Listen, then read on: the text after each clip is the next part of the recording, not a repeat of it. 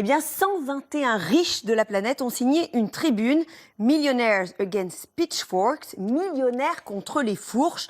Leur conviction, c'est qu'il faut payer plus d'impôts pour réduire les inégalités ou une révolution va éclater sur le modèle de la Révolution française et ces milliardaires seront chassés à coups de fourche. Ils demandent donc à être plus taxés. Nous vous demandons de faire un pas avant qu'il ne soit trop tard pour demander que les millionnaires et les milliardaires soient plus taxés et plus justement. À l'échelle mondiale, les recettes fiscales des ultra-riches et des sociétés ont décliné de façon abrupte. Dans certains pays, les plus riches paient en fait des taux d'imposition inférieurs à ceux des personnes les plus modestes.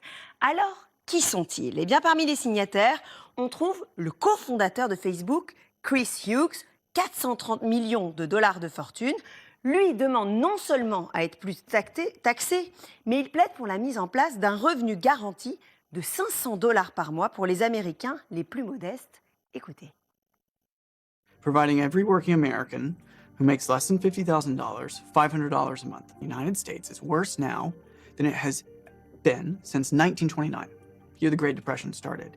A guaranteed income is the most powerful tool that we have to fight back against the income inequality. Parmi les signataires, on trouve aussi Liesl Prasker Simons, dont la famille détient la chaîne d'hôtels Hyatt, 60 millions de dollars de fortune.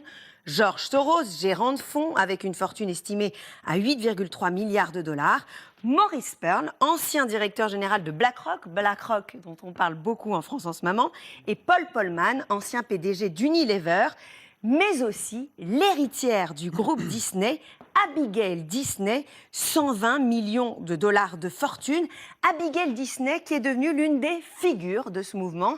Fin décembre, elle a donné une interview au New Yorker où elle explique que c'est au cours d'un voyage dans son Boeing 737 privé, en attachant sa ceinture dans son king-size bed, qu'elle a réalisé qu'elle ne voulait plus vivre coupée du monde. Depuis, elle a milité contre des membres de sa propre famille pour augmenter les salaires des employés du groupe Disney et elle défend un projet de loi pour imposer une surtaxe de 1% aux compagnies qui rémunèrent leurs patrons 50 à 100 fois plus que leurs salariés et même une surtaxe de 4% si ce ratio dépasse 300 fois. Vous n'avez pas d'image d'une king size bed dans l'avion privé? Non, désolé, j'aurais aimé. C'est dommage. Allez-y, pardon. Et la plupart de ces très riches vont même encore plus loin. Ils sont membres d'un club ultra VIP, les millionnaires patriotiques.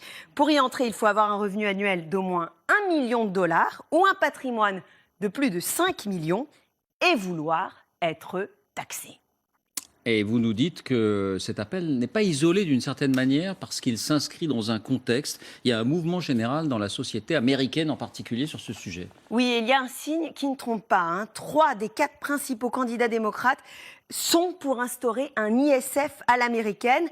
Elizabeth Warren propose même de taxer à 2% les Américains ayant entre 50 millions de dollars et 1 milliard de dollars de patrimoine, 6% au-delà.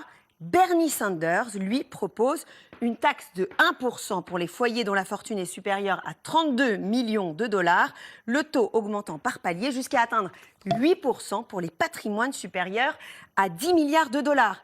D'autres candidats à la primaire démocrate, comme Pete Buttigieg, veulent taxer les plus riches. Notons aussi que Joe Biden, lui aussi, a proposé d'augmenter les taxes pour les plus riches, mais dans des proportions beaucoup plus modestes.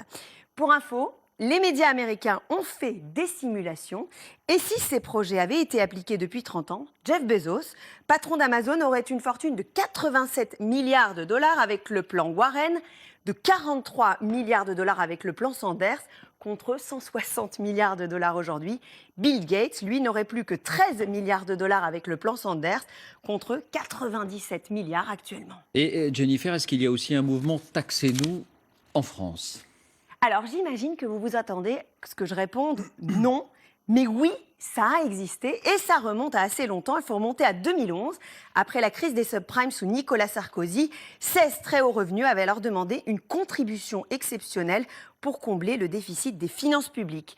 On y trouvait Jean-Paul Agon, PDG de L'Oréal, Liliane Bettencourt, actionnaire de L'Oréal, Antoine Frérot, PDG de Veolia Environnement, Denis Edequin, PDG d'Accor, mais aussi Marc Ladret de La Charrière et Maurice Lévy, PDG de Publicis.